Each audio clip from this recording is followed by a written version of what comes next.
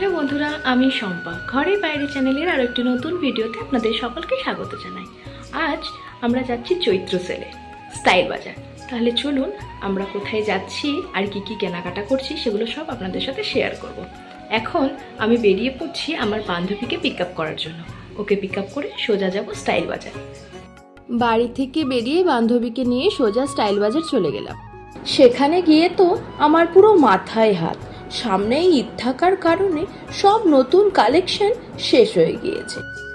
মনটা আমার ভীষণ খারাপ হয়ে গেল।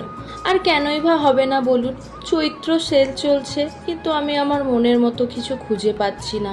তাহলে তো মনটা খারাপ হবে, তাই না বলুন? স্টাইল বাজার থেকে বেরোনোর সময় আমি জানতে পারলাম কাউন্টারের ওখানে যে কিছুদিন পরে নতুন কালেকশন আসছে। তাহলে আমি তখনই আসব। এখন তো আমার কিছুই পছন্দ হলো না, তাই মন খারাপ করে ওখান থেকে বেরিয়ে পড়লাম।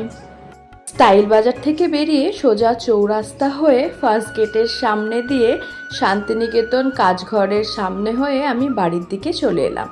তাহলে আপনাদের ভিডিওটা কেমন লাগলো সেটা কমেন্টে অবশ্যই জানাবেন। আর যদি ভিডিওটা ভালো লেগে থাকে একটা লাইক করে দেবেন, শেয়ার আর সাবস্ক্রাইব করতে ভুলবেন না। নমস্কার, দেখা হচ্ছে পরের একটি নতুন ব্লগে।